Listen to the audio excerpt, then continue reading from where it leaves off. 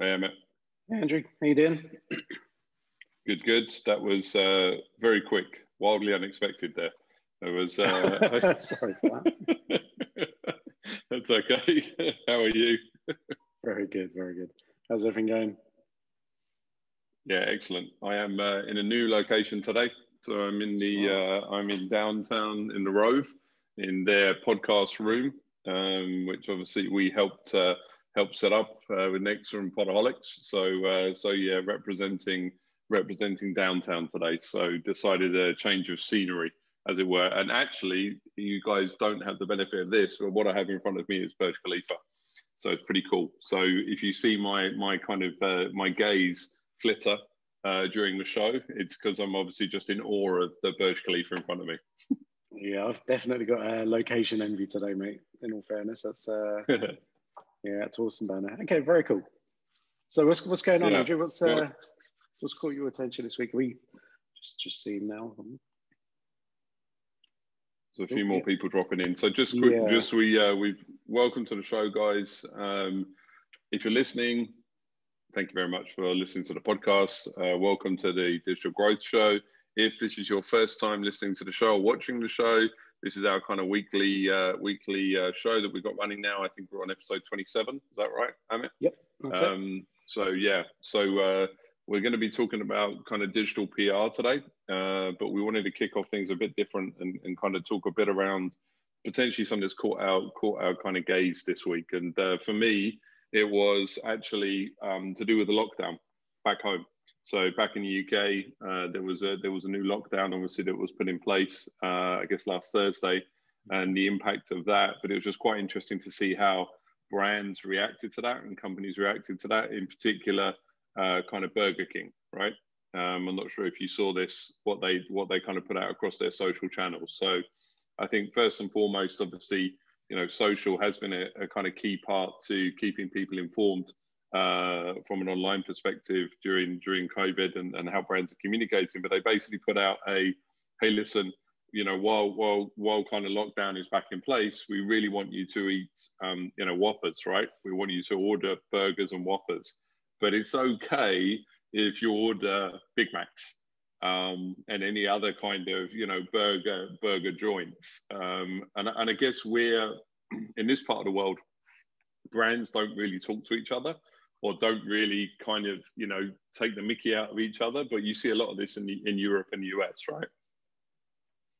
Yeah, and actually, I mean, I think something like that's great because obviously, again, when we're talking about sort of consumer brands like that, where essentially, they need to get the word out, they need to keep reminding people to eat burgers or whatever that is, and again, doing something with a kind of positive sort of PR slant to it.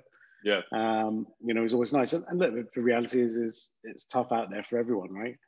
And, yeah. It's tough. And I think, again, restaurants, fast food, whatever that is, I think everyone's going through a really kind of tough time right now. And and I think there's people are quite open to sort of brand sentiment and things like that in the moment, right? So if you do come across a brand that seems a little bit more genuine, I almost get a feeling that there's almost less kind of suspicious noise around it. It's more, okay, well, that's actually quite nice because, I think everyone's going through the same thing, right? Yeah. There does seem to be more of an emotional connection with brands now. People are obviously very passionate about brands that they work with or they ultimately buy from. And I think the ones that have shown some intelligence or at least some character, right, to kind of what's happening right now. Those are the ones that are winning, really. As far as what's out there. So yeah, it was cool. It was cool to see that. I think. And again, that motto is just kind of keep supporting everyone, not just kind of the big boys, but support the independent restaurants and cafes and everything as well. So it's nice to see as well some of the kind of big corporates, kind of jumping on this as well and kind of really, engage with it. Yeah, no, I agree. Cool. Anything else that's going on? Any other kind of things that have caught your eye or any announcements or? obviously the Sorry, you vaccine. froze them. Oh, sorry. Okay. I was just to say, obviously the vaccine Yeah. is something that's very kind of fresh and new. Yeah. I think the vaccine, you know, and the stories around that, obviously is quite interesting. I think some of the, I think with all of this, you know, there's not just one. There's a whole host that are hitting the shelves, as it were. I think it's positive sentiment that's attached to it. There's a lot of people leaning hard into that 10%. What happened to the 10% didn't react well, or didn't, you know, kind of perform as they were supposed to perform. What kind of character traits or, you know, biology makeup of those individuals. But I think what this does do is it does, you know, kind of potentially shine a light at the end of the tunnel. So I think no one believes that this is going to disappear in the next few months, but at least this gives us some guidance as far as, look, there seems to be progress, obviously, right? So, you know, from a business perspective, I think, you know, these kind of positive sentiments, you know, help just kind of form some decisions, let's say, you know, moving forward, right? And also, go on. I was going to say, moving forward as well. I mean, the interesting thing is that as much as we went in lockdown in the UK, they announced that furlough was still going to be in place till March, right? Which I think is also, you know, the other kind of interesting point. If we're going to just have lockdown for a month and you're furloughing till March, something doesn't seem quite right there. But I guess, you know, that's again something that caught my eye this week. Yeah, look, the narrative I think is interesting. So so you've got so many different kind of, I don't know, opinions based on this. It was, I don't know, 2 or 3 weeks ago where everyone was saying, well, look, even if there is a vaccine, by the time we kind of roll that out across the world, chances are people are going to have to take it a second time because, you know, the effects of it wear off, like maybe the flu jab or whatever it is. And you know, it's kind of, you know, so, I mean, I just laughed yesterday, you know, well, when I say laughed, I cried because all my tech stocks were just hammered, right? And the stock markets in general were great. But I mean, literally, when your Zoom shares go down 17 or 18% overnight, I mean, Netflix, I mean, any kind of business that's benefited on Apple, Amazon, everything. Any business, literally anyone that's benefited on the back of COVID, and suddenly, you know, there's you know, news of a vaccine and 20% of your valuation is knocked off. That for me is like, well, I think there's some cheap shares this morning, but the second thing is, you know, again, what happens to the whole, it's going to take so long to roll out, and then how effective is it really going to be? We're not totally sure. And actually, is it going to be totally effective unless everyone in the world has got it, because this is a global pandemic? So right. And again, I think it just kind of raises more questions, but yeah, I was kind of like, you know, I think at about an hour or two after the markets opened, I was like, okay. And then by about 1 a.m., I had another look and I was like, Christ, if I'm going to get some sleep tonight, it'll be quite nice, because it was like, it was quite a blow. Let's just leave it there. Yeah, I felt your pain. I just I kind of looked at it and I was like, oh, this looks pretty handy. And then when it was 1 o'clock, it was similar kind of, hold on, what happened? Did I wake up and you know, just fell asleep? So yeah, I think they're I mean, obviously that does have the impact. It's odd, as you said, that, you know, well, okay, now there's a sniff of a vaccine, all of those services that, and I think, you know, that we've kind of benefited from. I wonder, I think we've gone so far down the road now that I don't think people are just going to be able to turn back. So there's been huge investments in infrastructure from an e-commerce perspective. A lot of kind of retail space has moved online. There's changes in, you know, industries across the board. If you look at real estate, you look at, you know, hospitality, you look at events, conferences, all of these things have been impacted dramatically. And to just say, oh, okay, cool, everything's back to normal now, so let's just wipe, you know, that last 10 months off the map, I don't think happens. No, and I think the biggest thing is you can make all the changes that you want. People's habits are in place. And I'm pretty sure that even tomorrow, if there was a vaccine and Dubai was fully cured, trying to get everyone back into our Dubai office, I think would be impossible. You know, I think there'll be a ton of objection. And because people are used to working in a certain way now, and in the same way that it maybe took them a few weeks to get used to it, to now be again inefficient because you're now commuting with a million other people or whatever else it is. In the morning, you're losing an hour in the morning, hour on the way home.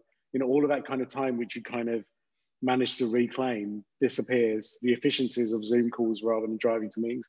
I mean, for me, like I said, I think it's some cheap stocks in the morning on the back of the ludicrousness that happened last night. But yeah, look, good news about the vaccine, and happy to kind of, well, let's see what happens, right? Exactly. Yeah. At the very first, I was listening back to some of the old shows, and the very first Digital Growth show, you asked about a crystal ball, and I put a date on August or something. So I was way off. But I think no one has that crystal ball, right? So it just it fluctuates at the moment. But I think things that are moving in the right direction does help. Cool. All right. So guys, thanks for joining us again. So the way that the show works, in case it's the first time, because I can see quite a lot of new faces today, or new names, sorry, don't get scared, I don't mean faces. But yeah, the way it works, if you've got any comments, any questions, anything like that, shoot them through as they kind of come into your heads, and Andrew and I will do our best to answer each and every one of those. But yeah, Sanju, digital PR, should we get kind of started with that?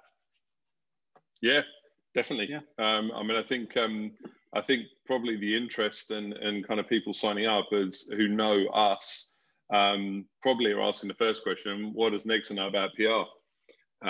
So they get the digital piece, but they may not be they may not understand why we're even having a conversation about PR. I mean, I think so. We may want to address that first, I guess. So I mean, if we're talking about digital PR, how are we defining it, mate? What do we class this as? What do we frame it as? Okay. Actually, we had a ton of PR companies register for this show today, so so we've got to tread carefully, possibly. So look, I think the thing is, I look at kind of digital PR almost like digital marketing, in a sense. It's digital marketing is its own real entity, right? I mean, it's not now. Yeah. You can't really class marketing and digital marketing in the same way that perhaps you were able to, in the early days. But yeah, I mean, the reality is digital PR, what we're looking at there is it's a strategy that a company can use to kind of increase its online presence. And I think it can be as simple as that. Or it can be kind of, much more complicated. But the reality is anyone who is engaging in digital PR, they just want to increase their visibility online.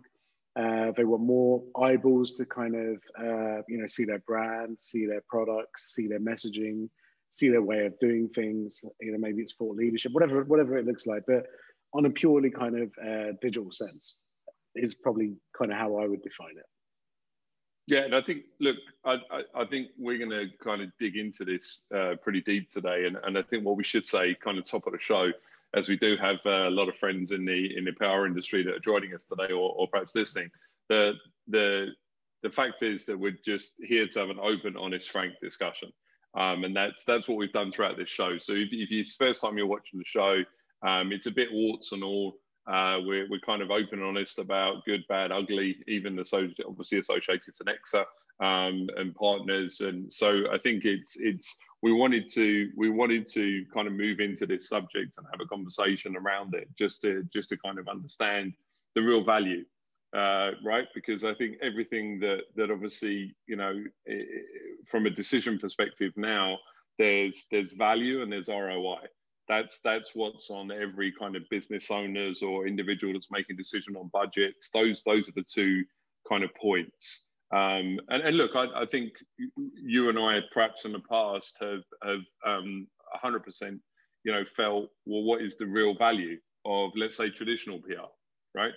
In that sense, where does it go? So, I mean, if we think of like traditional PR, I mean, how is this different, mate? What are we talking about here when we say that digital component? Yeah, look, I think first and foremost, it's much more about kind of looking at digital from a much more kind of integrated approach. So the way I'd kind of look at it is, and I think maybe the sensible place to start, if I backtrack a little bit, is how does digital PR sort of compare to traditional PR? Okay. Sure. Yeah. And I'm not talking about the sort of new hybrid PR where every PR agency does social and all that kind of stuff, but real kind of traditional PR where we're looking at kind of, you know, media relations and things like that as being sort of like the key driving point.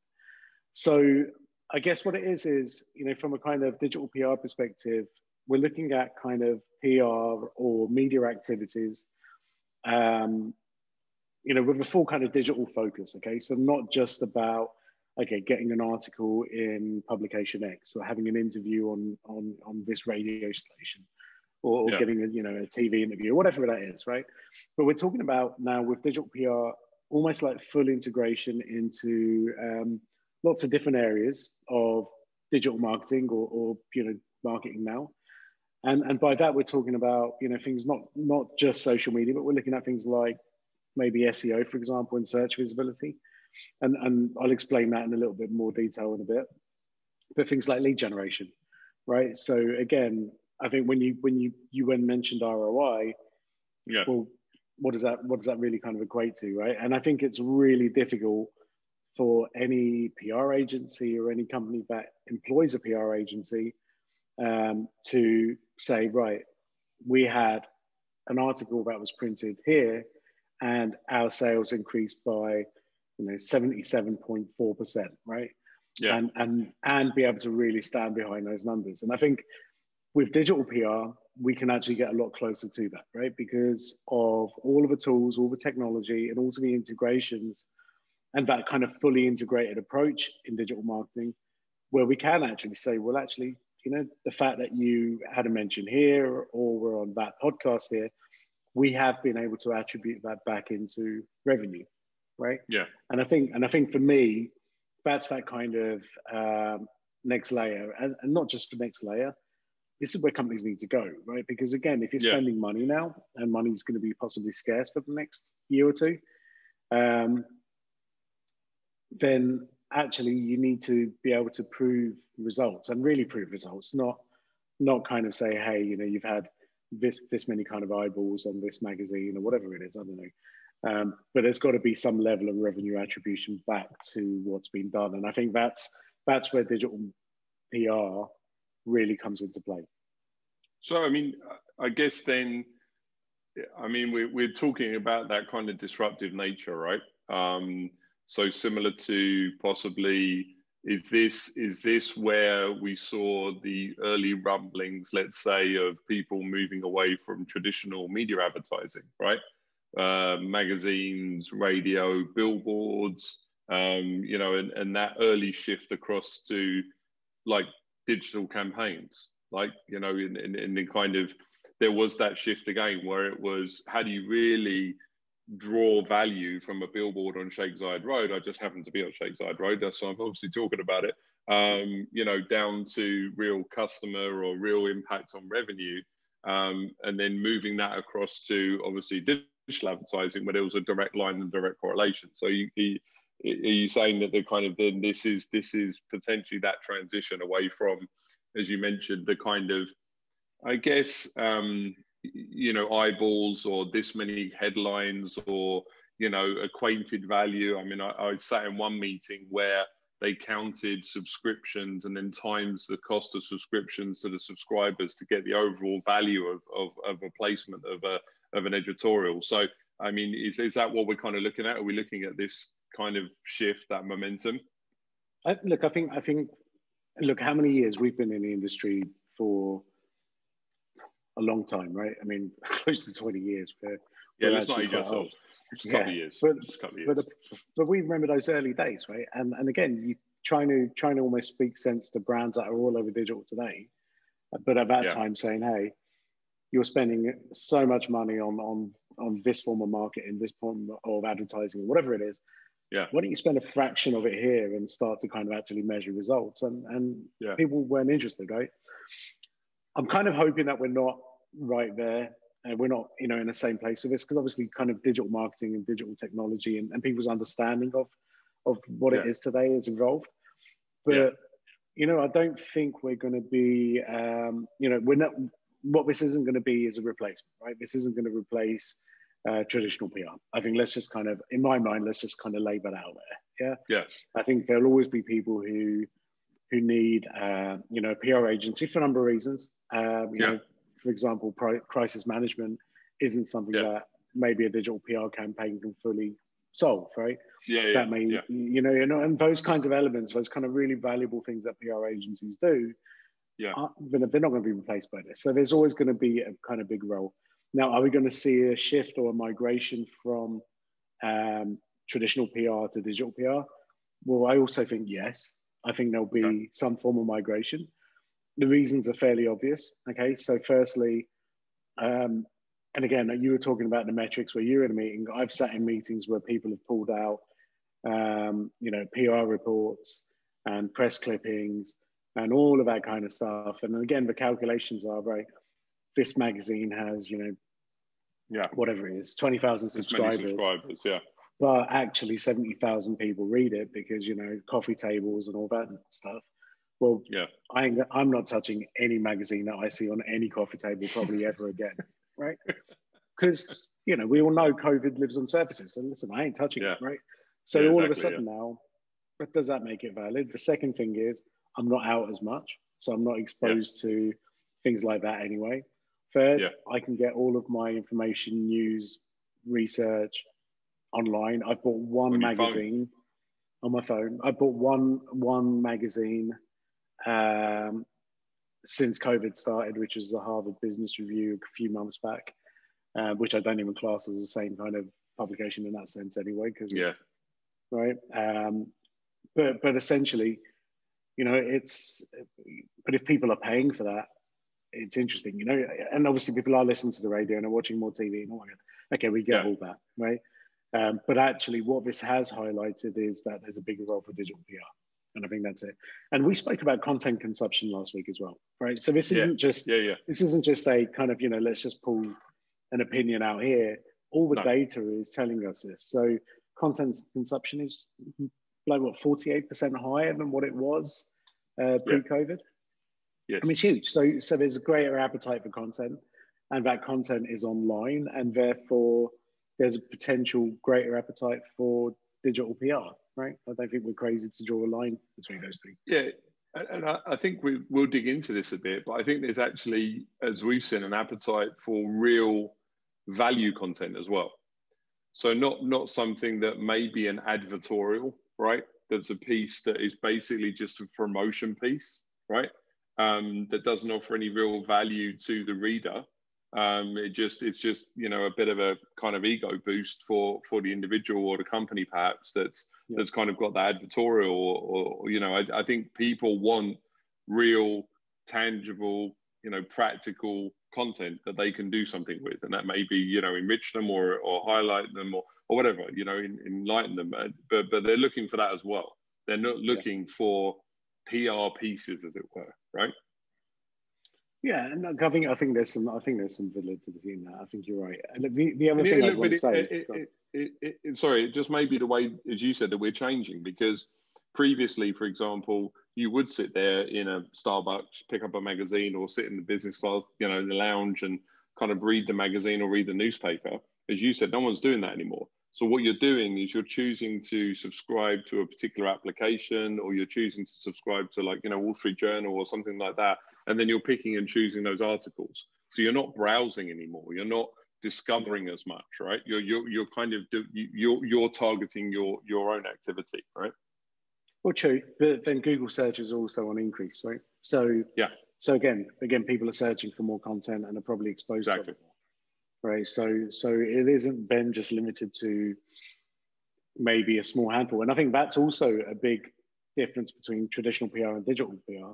Yeah. And digital PR, you're talking about potentially engaging and collaborating with thousands of different publishers around the world, as opposed to, I don't know, 10 or 15 applicable ones in your own city, right? Yeah.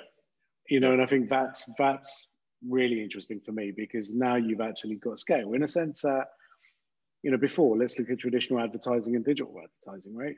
You could reach clusters of people, within localities through traditional media, digital suddenly opened the door to say, actually, do you know what? I want to now market to people in, I don't know, Nigeria, for example, right? Yeah. And then you could literally 2 clicks and you've now got an audience in Nigeria that you can, expose your business to. And I think, again, digital PR now kind of allows you real kind of scale, right? And if you wanted to get aggressive, well, I think that becomes now, honestly, infinitely more possible than it would be through kind of traditional PR. Yeah, and we've said this over the last couple of weeks that it's probably a cliche, but the world really is your oyster now. So there's because of the way that we've changed the dynamics of conversations, the dynamics of Zoom, the open acceptance of online, and pretty much base yourself anywhere in the world. Now there's a wider opportunity to approach that bigger audience. So why just fish in your little pond, right? Yeah, no, very true. But yeah, I don't know. I think look, there's definitely something I think which is super interesting with digital PR. I look at I guess how we can look at it is in the past, you've got many kind of, look at many industries, right, where you've got brokers or people who are kind of mediating between companies or end users and maybe publications and stuff like that. If we look at it from a PR sense, in that world, the kind of PR agencies are very much kind of like the gatekeepers, and a lot of that came down to relationships with editors, relationships with writers and contributors and people like that. One of my PR friends was telling me, like, actually they've been okay because their expense account has basically been untouched in the last sort of 8 months, right? And normally that's a substantial expense, where they're kind of whining and dining different editors and and that, I think anytime you're kind of removing, I don't know, relationships or something that's perhaps slightly unnatural, and almost leveling the playing field, I also think is pretty cool, right? And that's the same way. And that's the same way Facebook and Google have grown, because they're quite happy to work directly with that end user. They don't want to, they'd prefer not to go through agencies, and we know that because we've had conversations with Facebook and Google, and they're like, they understand the value that agencies bring in, but actually they also know that the end user is perhaps less educated and will probably spend a lot more money with them, and maybe not in the right place. So if it comes down to pure profit, they're okay working in that field, That's right. So I don't know. Look, I think there's a lot that we kind of dig in here, but so I mean, what does it look like then? So we kind of know what it is and kind of how it differs and potentially, obviously, the impacts of it. And as you said, this is very much complementary and kind of parallel path, as it were. But what how does it differ? So if we understand, what PR is, let's say, as far as we said, helping to get visibility, let's just class it as helping to get visibility for your brand or your company or individual within the organization across, publications, as you mentioned, like newspapers, magazines, getting your message out there. How does digital PR look? How does it look different, basically? What's different about it? What does it look like? Yeah, so look, there's obviously some level of crossover, because maybe you get an article in, I don't know, Entrepreneur magazine, and they publish it on their website as well, right? Yeah. So essentially what we're talking about is articles on third-party websites, or essentially websites that aren't owned by your business, right? So somebody else's publication. And that could be news sites, it could be information sites, it could be a very kind of industry specific sites, right? But I think where it gets interesting is, rather than focus on, hey, we need to get an entrepreneur, well, actually, there's probably about, I don't know, there's probably 500 other online business journals, which can actually, again, provide that same visibility and perhaps even more, right? If you start to aggregate some of these. Yeah. So I think that's the first thing. So I'd say it's articles on websites that aren't yours. Okay. Podcasts, Andrew, you're an avid podcaster, so things like that mentions, appearances on podcasts, webinars. I mean, look, you guys run a tech show with Dr. Pikeway, right? Yeah. And you're mentioning kind of brands on there, right? All the time, because you're talking about actual all the time. products and Yeah, stuff like every that. week Yeah. talking about different brands, tech brands. Yeah. Right. And a lot of those times, those brands are coming directly to you saying, here's our new product. Can you speak about it? Right. So that's digital PR, right? Because what they're doing is they're identifying who their audience is. And then they're saying, okay, well, who is it that our audience are listening to? Right. Yeah. What is it that our audience are reading? You know, so that's kind of how that's reverse engineered. The other thing is, again, you know, any influencers, let's talk about influencers, because I think influencers play a part here. But again, you know, let's talk about, you know, whether it's mentions from influencers, collaborations. If it's not influencers, is it kind of people who matter, right? So there might be an industry leader who maybe doesn't class themselves as an influencer, but actually how much impact do they have, right? On their audiences, right? So these are the kinds of, you know, this is really where kind of, you know, digital PR comes in. And again, we very quickly mentioned webinars, and got webinars, videos, anything visual as well, right? So if you've got, you know, YouTube channels and you know, again, people where someone can talk about your products, your brand, your services, you know, whatever that is, again, that's another digital PR opportunity. Okay, so essentially, I mean, it's all those digital touch points, right? So anywhere that you may have, you know, content that is being distributed effectively to a particular audience, either a kind of, you know, super wide or, as you said, super specific audience, it's basically, you know, leveraging all of those various digital touch points. Yeah. Yeah, for sure. Okay. Yeah. So I guess, you know, straight away we kind of look at that and go, yeah, okay, cool, that makes sense, guys. I get it. I'm gonna be more visible, right? So I'm gonna be more visible. Thanks. But I mean, what else is there like that? You know, that's the kind of flashy part of obviously PR. As far as you're going to be more visible, you're going to be out there. You know, more of your target audience are going to interact with your content. But what else? Why is it so crucial? Like, why is this important? So look, I think there's a number of reasons. Look, first and foremost, that visibility can also be seen as an endorsement or a pat on the back, right? So again, if somebody's talking about your product, your service, your business, you know, a digital endorsement, obviously we know that carries value. Okay. Yeah. But I'd also go back and say, look, let's look at the metrics. So things like, look, one of the main reasons, if I've got a client who doesn't understand why they should have any kind of digital PR, but they rely on Google, for example, to generate sales or leads, you know, I always say to them, look, Google's algorithm is built for digital PR. Okay, and then I kind of explain that a little bit more, but essentially, you know, Google's a key part of Google's algorithm, right? When we just to kind of go back into what they look at the technical elements of a website, and they say, right, does this site load properly? Does it render properly on mobile devices? All that kind of stuff. But the other side of Google is, okay, who is talking about this website, right? Who is, you know, who is kind of endorsing this website? Who is essentially talking about this company, talking about this website, and providing a link back to that website? And that's huge, because that is still, I think, one of the main sort of determinants of how companies are ranking on search engines. So, you know, you have all of the things that you do on your own website, which is create content and all of that kind of stuff. But now through digital PR, if you've got the opportunity to essentially create articles on other people's website, or they create articles on their website about your business and give you a link back, well, that now plays into the hands of, you know, Google search algorithm, and you're going to now rank much better on the back of it. Okay.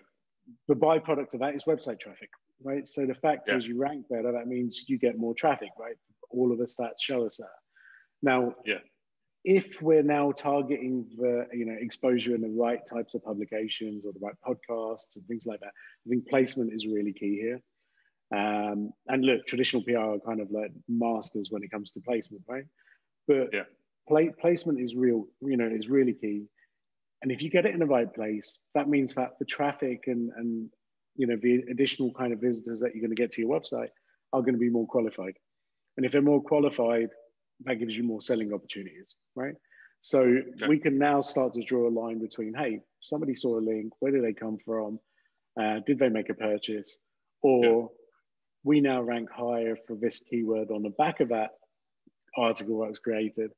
How has that generated more revenue? We can start to measure that very accurately.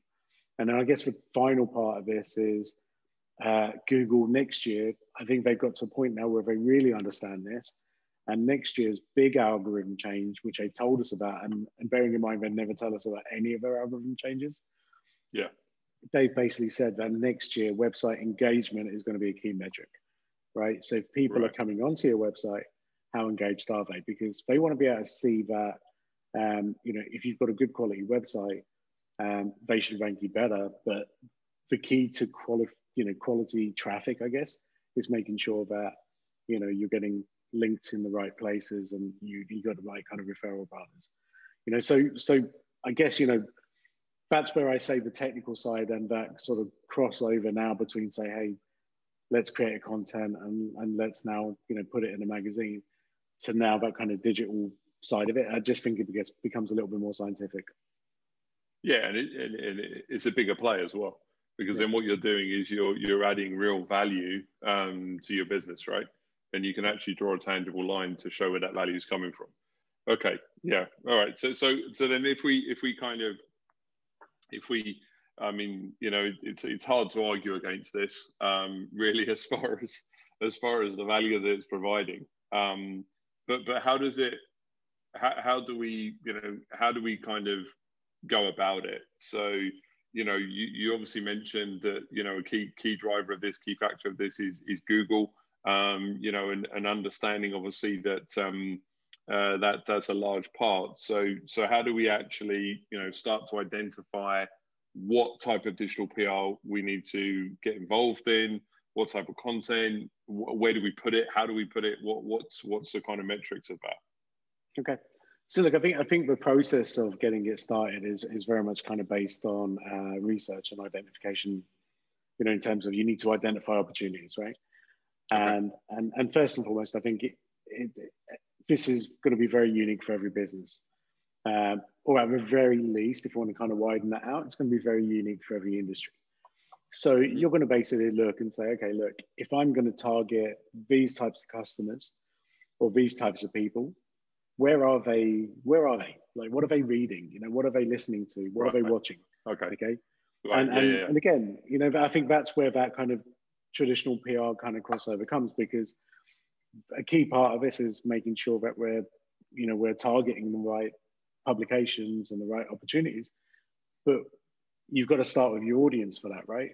And if you get the audience wrong, then this could potentially be a bit of a kind of wasted exercise. But again, today there are so many kind of very, very cool digital PR tools, brand new ones as well, because I feel as if this is now almost like that next big industry. Right. And the tools that are out there are very kind of helpful in kind of identifying, YouTube channels, podcasts, social media platforms, Twitter accounts. I mean, the whole kind of, space, as well as obviously websites, right? You need to have your content placed on this website because, this is what your audience are engaging with. And I think those, so all of that's very kind of possible. And I think it works. I think it works really well. And obviously, because this is all digital, there's real data there, right? So this isn't kind of guesstimate, right? It's not I think this person read this. No, because this person is linked back to a subscription. They, religiously engage with the content or whatever, right? Everything is trackable. Yeah, and the point is, and I think this is where Google have got it right, because the way they work is very much focused on, look, if enough people are endorsing a website, we need to give that website a bit more love, right? Mm-hmm. Now, if we get better people or more high qualified people endorsing that website, we give it even more love, right? Yeah, so the way this kind of works is, again, we want to target things like different publications and different podcasts. Most podcasts have got their own websites and all that kind of stuff now, right? Yeah. And so you can start to measure actually how valid each of these are, how strong they are. Okay. Right. And so you look at a few things. I think you look at things like credibility. The way that we kind of look at credibility today in the digital world is we look at maybe the domain authority of a website, which is the same kind of ranking indicator that Google uses. And that domain authority is like, essentially it's, you know, if we go on to Forbes, right? So Forbes.com or ForbesMiddleEast.com, whatever it is, if you go onto that website, behind the scenes, Google have worked out a numerical score of anything between 0 and 100 for that magazine. Okay. Yeah. And now if Forbes mentions another website in its publication, essentially what that other website is getting is a pat on the back from Forbes.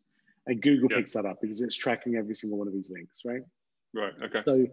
So I think that's where it gets interesting from a kind of domain authority perspective, because now we've got actually a measurable scale, right, 0 to 100, where actually we can not only kind of identify maybe industry publications, but we can actually see, does it make, you know, we can actually determine very quickly, does it make sense for my business to be listed on there? And one very quick example of that is, I'll give you an example, the Nexa blog. The Nexa blog has a domain authority of 54, right, which is pretty good.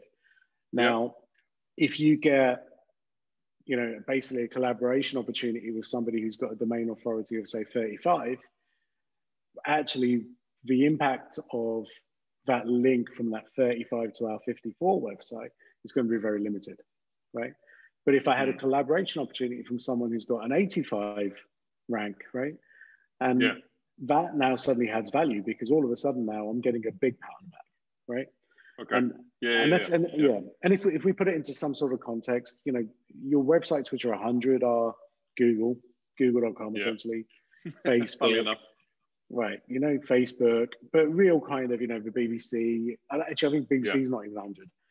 But basically, you've got to be really kind of up there in terms of full credibility and all of that. Yeah. So you know, so that's kind of like how you kind of then understand. So you identify the audience, you identify the opportunities, then you try and find or try to qualify whether these opportunities make sense for that business or not. Okay. And then I think the other part of this, which you know we're seeing with some clients already, is perceived prestige. Okay, because I think a lot of people do engage with PR companies and perhaps smaller businesses because they do want their article published in perhaps a Forbes, right? You mentioned Forbes, so let's stick to that, right? So they might say, hey, I want a picture of me and I want my article and I want my content in Forbes, and you know I'm paying you to do that. But that kind of prestige element, I think, becomes really interesting when you start looking at domain authority, right? Because maybe Forbes doesn't have the same value back as a higher domain website, right? And the actual net impact of that higher domain website might be better in the long term for that client, right? Then that makes sense. Yeah, but I'll tell you what. Let's have a little game. So let me ask you, right? Let's kind of see if this works. So if I said to you, right, Andrew, I can get you an article in Forbes Middle East, or Bearded Monthly, I know which one you'd go for. So Forbes Middle East, or let's say Golf Today, okay, which is a local newspaper here, right? Okay. Where would you much rather, or where would you think you'd get the most kind of impact back? Yeah, I mean, look, in all honesty, I mean, you know, I know Golf Today, and obviously it's been, for those of you who don't know, it's one of the, I guess, 4 national newspapers here, and kind of topples for 3rd and 4th position, let's say. I mean, look, I'd go for, I think that Forbes would have more credibility, let's say, you know, in line with kind of us and how we'd want to represent ourselves. Possibly, I don't know, more reach, because it feels, you know, more like an open brand, let's say, than a kind of newspaper that's, golf today. Sure. Okay, cool. So in Google's world, they class, the domain authority of Forbes Middle East is 75. Okay. Right. And the domain authority for golf today is also 75. Okay. So whereas you might get some kind of, short-term impact because maybe more people will see or whatever. Actually, reality is in Google's world, you'll get exactly the same impact back. Yeah. Okay. Okay. So you mentioned something interesting. So more vanity then. Yeah, exactly. And that's fine, right? If you think, okay, actually having my personal brand out there is important, not an issue, right? Let's focus on getting, let's focus on getting you in Forbes. Yeah. But what about this one? Okay. If I said to you, okay, again, Forbes Middle East versus Arabian Business. It's a local business magazine over here. All right. I'd say that was more of a tougher decision, just because Arabian Business feels more like where we may want to, kind of place ourselves. But I guess the thing is, it's still very much like a regional player. And if you have a conversation and say, or even if you send a link and say, oh, I was in Arabian Business versus I was in Forbes, perhaps to people back home or in the States, I think I'd probably still. I mean, I'm nervous now because I got bitten by golf. So, but I'll still go for Forbes. I'll still go for Forbes. All right. So again, Forbes Middle East, domain authority. So Google's kind of way of looking at it. 75. Arabian Business is 84. And actually, that's a substantial difference. Yeah. Yeah. Okay. Substantial. And there'll be different reasons for that. So Arabian Business has been around longer than Forbes Middle East. Right. Okay. So it's not just about, hey, I've got the Forbes name, therefore it deserves to rank. No. Okay. You've still got to build your own brand and reputation. So, and that's why I think Google's algorithm actually works pretty well for this. So yeah, look, so the point is Arabian Business, perhaps they might equally get you kind of short-term exposure, but in the long term, Arabian Business is going to essentially help your business out a lot more, right? Right. That difference of 9 is pretty significant when we're talking in the Google in domain authority world. Yeah. Yeah. That's clearly I lost that game show. We have to do a growth show, game show, and I lost both. So, but so this does bring us back onto that kind of process, right? So once you have kind of identified, and I think this is it, you want to use data and science to identify publications, not just perceived, value or prestige, right? And prestige, and there's a huge, if you liken this across to social with vanity, right? The amount of followers that you have and the amount of likes that you get, does that really equate to business? No. Right. Exactly.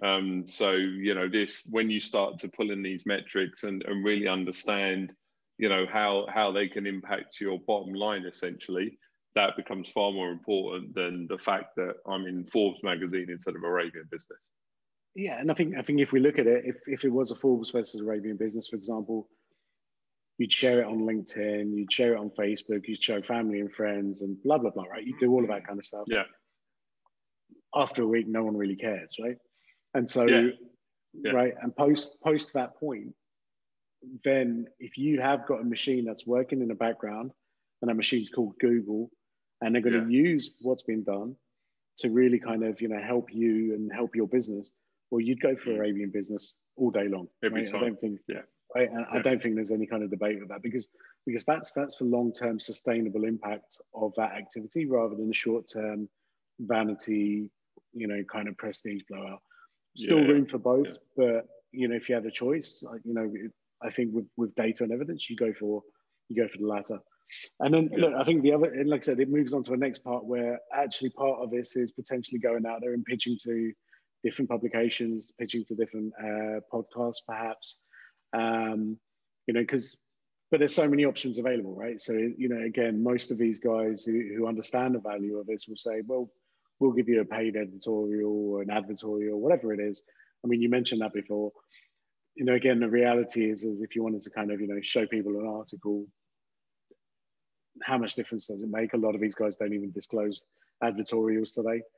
Yeah. You know, and I guess, you know, there is a real kind of fine line, because I know we've read articles, and we've, you know, especially when we were building our kind of digital PR play up, and we've looked at it and said, I wonder if that's an advertorial, because, Yeah. you know, it just, you know, and like I said, I think there's a fine line. So again, I don't think people need to kind of obsess too much about how that content gets onto a website, as long as that content gets onto a website. I mean, being practical, I think, is much more important, because a million people who may never see that article are now going to be exposed to your brand through search. Yeah. Right? Because now you're ranking higher. That's it. Yeah? Exactly. Yeah. And look, the final piece from a kind of process perspective is still content, right? You still need quality content. So, you know, again, you're not going to be able to pitch to any of these publications or any publication unless you've got content of some form, and unless that content is decent. You know, so we're talking about, you know, whether it's data, whether it's insights, whether it's even an infographic, whatever it is, right? How can you kind of speak to people who actually audience really want that? Yeah. Because again, there's no point just publishing content for the sake of publishing content, right? That content does need to kind of have value. Yeah. And like you said, if Google have come out there and said, listen, guys, this is the algorithm change next year, it's going to be based on engagement. That engagement's only going to be driven by good quality content. Yeah. It's not going to be driven by anything else, right? Yeah, precisely. And it's, you know, there's one more thing, and I guess, I don't know whether we save it for later, but, you know, actually, let's save it. Let's move on. Don't forget. No, I've got to. That's the problem now, right? All right. You go like that. Oh, yeah, that's it. I talked about last week. So look, I mean, I think then, so yeah, you know, I'd like to think now anyone that's kind of listening or anyone that's watching us gets it, right? They're kind of like, okay, cool. And it's maybe a revelation to some people. It may be, yeah, cool, okay, I've kind of thought about this, but in a different like frame, let's say, not necessarily digital PR. It may be content, right? Or just kind of producing content. So they haven't actually attached those two words to it. Well, three, I guess, press release, right? But anyway, three words. So going back to, you know, your, I mean, you said obviously there's still room for both, right? But I mean, but where is that role then? Like, where does it sit? Where's the balance now, right? From a traditional to this, what is that? You know, it's difficult because so many traditional PR agencies, I think, have seen challenges because, again, people care for less print media and things like that nowadays. Yeah. And that shift to online has meant that a lot of PR agencies, I think, have come into the digital world. Yeah, they've started to, you know, you've seen it. They firsthand where they've moved into social media, they've moved into influencers. You know, I think most PR agencies now are kind of diversifying their services, right? Yeah. The challenge I see that they may potentially have, because, and then purely, you know, you can solve a lot of challenges by hiring good people and hiring the right people. But the challenge I feel with a lot of PR agencies is they're not, data and analytics isn't really ingrained into what they do, right? And this is so much about technical analytics and data and things like that. None of this stuff is very difficult, but unless your head is kind of wired that way, it's difficult to really kind of understand that value. Because I'm sure I can sit there with a PR person and they'd be like, no, of course you want to have your article in Forbes. And I'd be like, well, it's the same impact as having it in Golf Today. I don't really care, right? Yeah. You know, and they'll be telling me a million reasons why I'll be going maybe one way or another. You know. Yeah. Right. So, but actually, for me, I'd be looking at what's that net result, and if the net result is exactly the same, well, then I'm going to look at cost, right? Yeah. Does my cost go down to potentially go into Golf Today rather than Forbes? If it does, well, that becomes more interesting for me, right? Especially when we're saying the net impact is the same, right? So I think so being able to calculate net impact, I think, is very kind of crucial in this. But you know what, Andrew, that crossover I think has also gone both ways. Okay. So whereas PR firms are like, you know, kind of, you know, hey, we also do now digital marketing or social media or whatever it is. If you'd have told me 5 years ago that we would have almost 10 full-time writers working for us right now, who basically consist of journalists and editors, right? I would never have believed you, right? I would never have. I would be like, that's not our space, right? We're far too technical for that kind of stuff. Yeah, I mean, I think if you ask them, they wouldn't be thinking of working for us. Right. But that's the reality today, right? We're now close to sort of double figures of guys that have been writing for the last 15 or 20 years, you know, very kind of skilled writers, journalists. We've actually, and, you know, I say this kind of tongue in cheek, but actually I know it's true. We've got more writers than half the magazines in Dubai at the moment. And that's the truth. That's the truth. Yeah. So you kind of think of that shift in dynamic, right? In terms of now, you know, what's going on. Well, we launched a magazine, right? We launched a magazine. That's right. Yeah. Brilliant. We're a publisher as well now. but this is it, right? So that crossover is definitely there. And so again today, whereas I would almost say that, you know, PR kind of almost had that monopoly for content, you know, because they had guys who were writing press releases and all that kind of stuff today. Actually, I think that, you know, that crossover is very clear now, and it wouldn't surprise me if we've got, you know, more writers, full-time writers, than even PR agencies now, you know, of a similar size. You know, because again, I think it's much more strategic in terms of what we're doing with that content. So look, I think that's kind of important as well. Okay, so look, we're closing in on the hour, and we like to knit this in. So before we kind of get into, you know, how difficult is this? So, you know, we've obviously, you know, we've kind of, I think obviously in our shows we always tell people how to go about things. So that's a key part of what we offer from a value perspective. Before we dive into that, can you remember what you wanted to say, or have you already said it? I haven't said it, and I just remembered. So okay. I'll save it. If we get time at the end, it's not important now. Amazing. Context right. Okay. So I've given Amit 2 opportunities now. So there must be something playing on his mind, or he doesn't want to say it. That's fair enough. So yeah. Look. So how difficult is it then? So, you know, for those organisations that like the sound of this, you know, they feel like they want to kind of dip the toes. What's the process, right? I mean, how difficult is it, right? I think first and foremost, and then, you know, what's the opportunity? So kind of 2 questions there. How difficult, and what's the opportunity? Okay. So actually, in terms of how difficult it is, the answer is actually not too difficult. You know, we did speak about the processes and things like that. Yeah. We never kind of plug ourselves or what we do on this show. That's not what we do, but I might just make a small exception. But essentially, if you're working with a digital PR partner, there's a different way of going about things.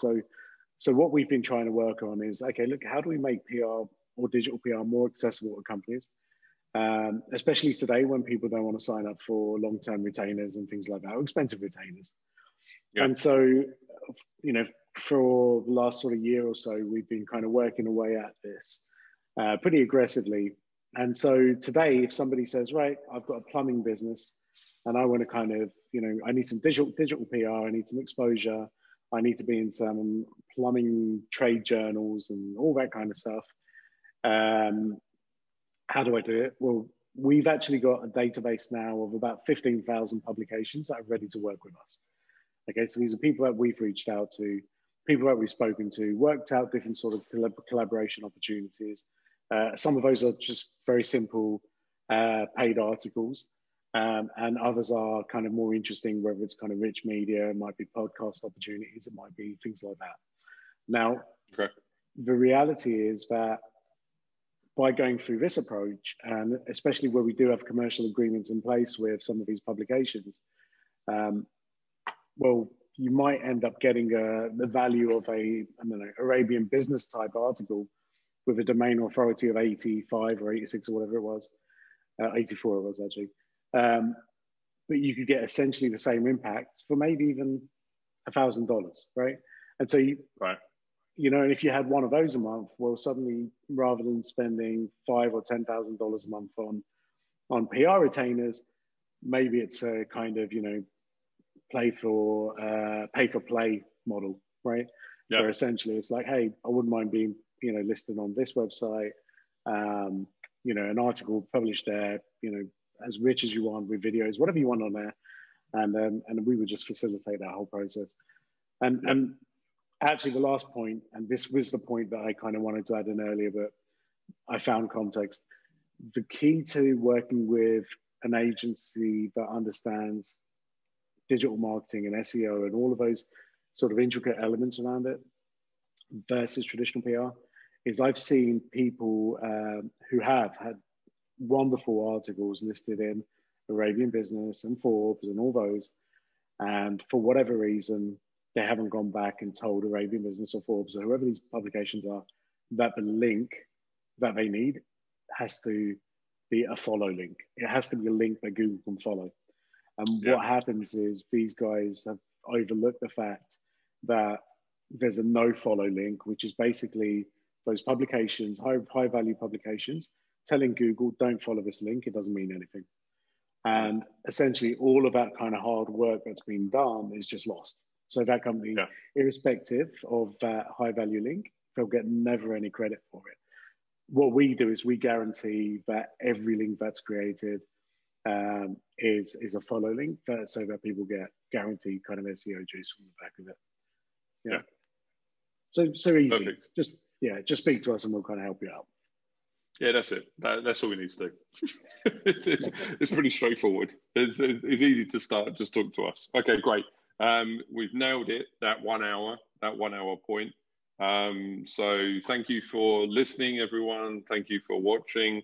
Obviously, you can reach out to myself and Amit on LinkedIn. Give us a shout, give her a holler, or you can email growthshow@digitalnexa.com if you have any questions. We really appreciate you listening, really appreciate you watching. We've got kind of a dedicated following now that we see live every week. And then also we have, you know, kind of a great following of people that perhaps don't have the ability to watch us or listen to us live and kind of catch up with us during the course of the week. So thank you to everyone for that. And we look forward to seeing you all, I guess, next week, Amit, yeah? Yeah, absolutely. Take care, guys. Have a great week. Excellent. All right, guys. Have a great week. See you later. Bye. See you.